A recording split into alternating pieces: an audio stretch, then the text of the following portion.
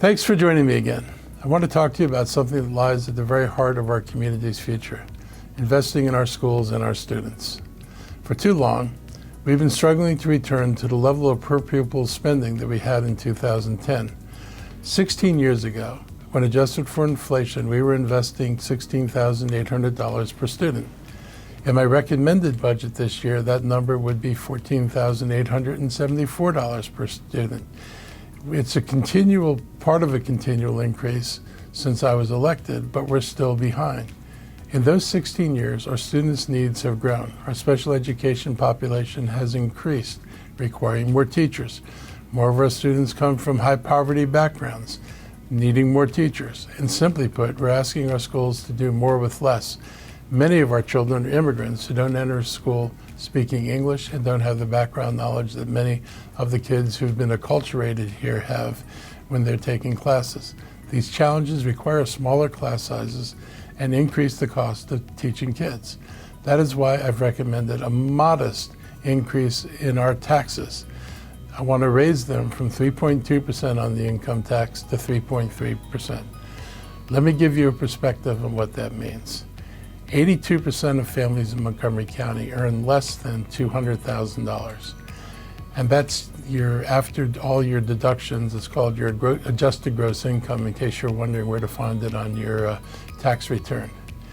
If you earn $100,000 in adjusted gross income, this increase would amount to $100. If you earn $200,000 in adjusted gross income, then your increase is $200. And basically for every $100,000 that you go up from there, it adds $100 to your taxes. At $100,000 and $100 a year, that's about $2 a week. And it impacts a little over 80% of the county who can afford this kind of modest bump to a yearly budget. This increase allows us to do three critical things: fully fund the request from Montgomery County Public Schools, preserve vital county services. We're trying to avoid having to make major cuts. Maintain an 11% reserve, providing a cushion for uncertain times. And specifically, this investment means 160 additional special education teachers, 500 full-time special education paraeducators, 360 of whom are currently part-time without benefits, and 52 new security staff for elementary, middle, and high schools. These are not just numbers. These are real investments in our schools and real investments in our students and investments in our future. Unfortunately, as we've learned this week, many on the council opposed this modest increase, but they had no problem voting for a massive developer giveaway, actually two in the last couple of months. They approved the bill with no substantial housing affordability requirements that we'd normally require for a tax credit, no financial needs assessment as to whether or not the subsidies are even warranted, and we actually have completed and in-process projects that have received no subsidies and asked for no subsidies, and no commitment to support necessary infrastructure. Instead, this bill just gives the money away because you're doing a conversion from an office building to a residential building. Whether you need it or not, the money's there for your taking. 20 years of no taxes. How do you justify custom education investment while handing millions of dollars to developers? This isn't about fairness. It's about smart economic development. Virginia won the Amazon bid not because of low taxes, but because of a strong education and workforce training. Maryland actually put more money on the table than Virginia did, but it was the education and training that Amazon was looking for. And we see this here at home. When AstraZeneca invested $300 million in life sciences research in our county, it wasn't because we offered the lowest taxes. It was because we invested in education, infrastructure, and strategic growth. Strong infrastructure and strong schools drive economic growth. That's the bottom line. I want to thank Vice President Will Jawando for standing up for our students and our educators. His commitment as chair of the Education Committee has been unwavering. He joined me during my media briefing this week to talk about prioritizing funding education through my proposed income tax increase. So this is not just a moral obligation. It's something that is a good economic development to strategy. As was mentioned, when people look to locate a business or come here, they're looking for a highly educated workforce. We have that, but we need to continue to have that and make sure that future generations are also on track for that. And the other thing I would say is, we can't meet a 21st century school system's challenges. And we're the 14th largest school system in the country, 160,000 students. We transport 100,000 students a day. We feed. We're the largest food delivery system in the county, in that we feed all those kids as well. You can't do it with 20th century resources. And at the time when the federal government is already cutting back food assistance, they're going to pass a bill that cuts Medicaid, which our schools rely on for certain reimbursements. All the things that are being discussed in this horrible reconciliation bill to give tax cuts to the wealthiest Americans. If you make over $1 million, your recent data showed in the bill that they have pending before them, which they're planning to pass by July 4th, in next tax year, you will get a $36,000 tax cut if you're a millionaire. Under this modest increase, you'd only pay $2,000 more if you're a millionaire for a year. Again, it's only $100 if you make $100,000. And the idea that we would not step up when the federal government is stepping back, I think is something that's also really important context that we really haven't had to deal with before. We're in a historic moment where we are going to have a retrenchment and Head Start and food and Medicaid. And at that moment in history, we have to step up. We should do it anyway, but especially now.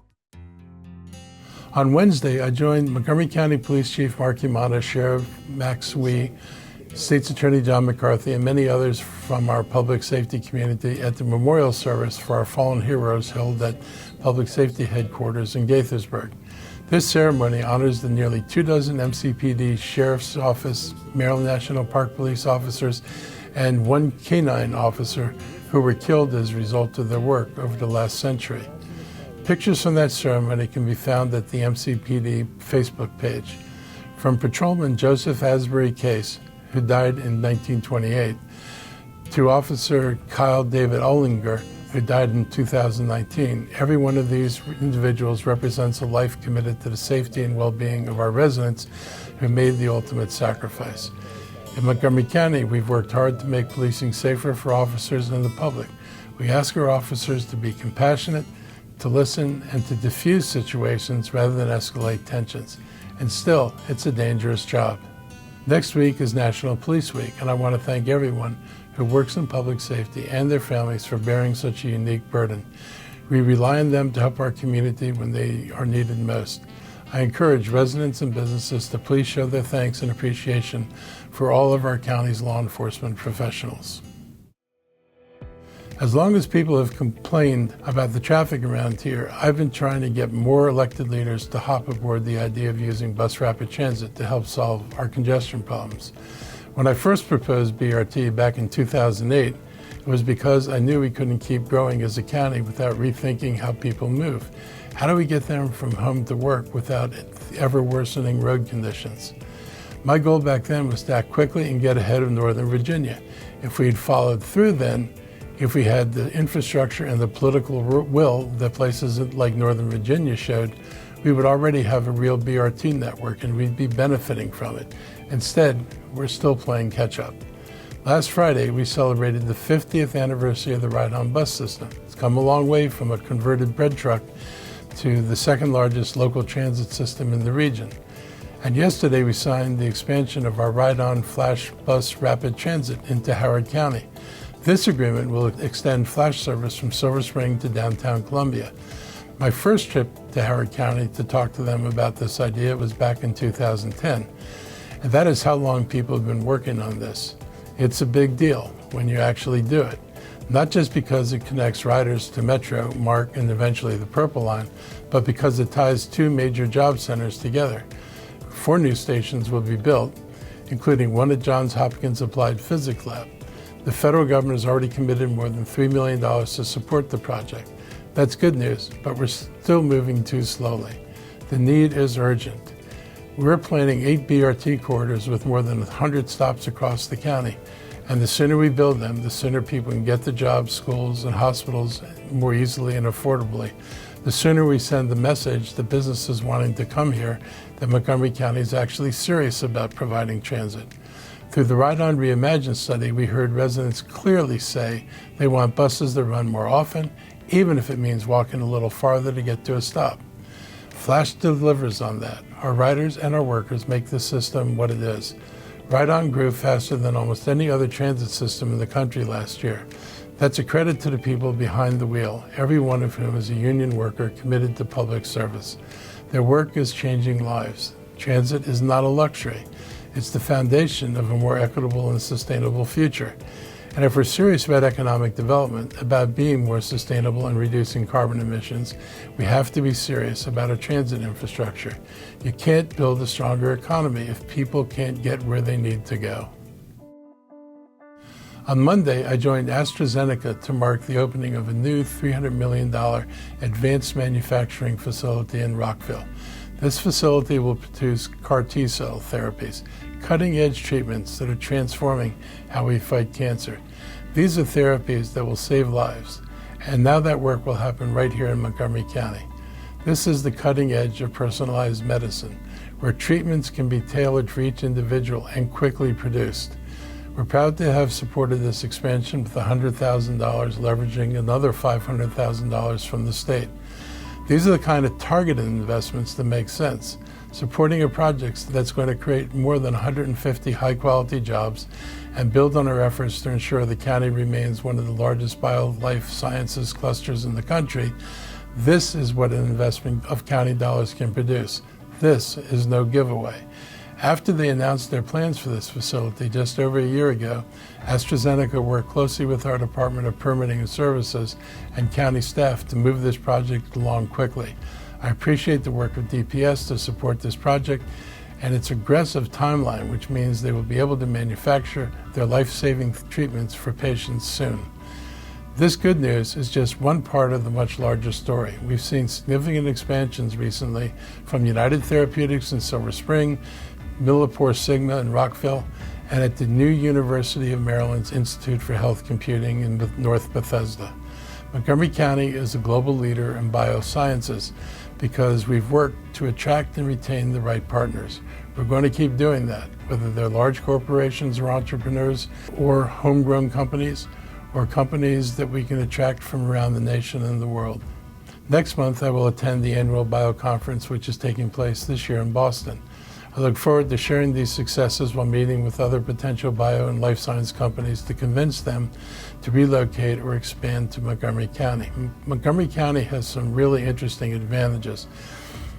I know for a lot of people, if I told you that Montgomery County was less expensive to live in and less expensive to rent commercial space, you would be surprised. But the fact is Montgomery County is better priced than both Boston and San Francisco. And the presence of major research institutions in the county and the presence of our life sciences companies here is another reason that people are interested in coming. Who knew that May is a month filled with recognitions?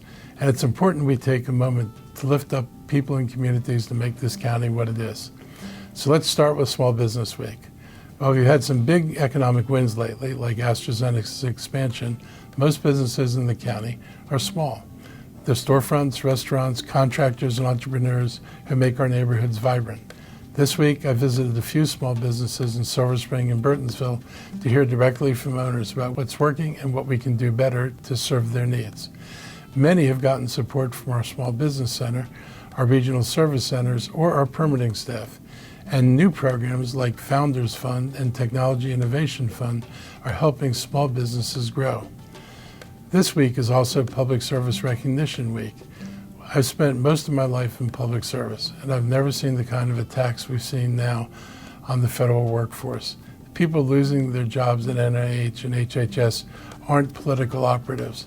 They're scientists, researchers, and professionals doing important work for the country and for the county. They deserve support, not scapegoating. And here in Montgomery County, I want to thank every county employee who continues to show up for this community no matter the department or the role they play. And this is also Teacher Appreciation Week, a time to recognize dedicated educators who are underpaid and under-resourced to support student success. I spent 17 years teaching in a high-needs elementary school. I know the challenge. It is amazing to be part of a group of people helping students grow, gain confidence, and learn new skills to prepare for a successful life. I'm a huge believer that when we invest in our schools, we invest in our students.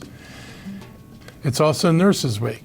In our county, nurses aren't only in hospitals, they work in our schools, our clinics, our public health programs.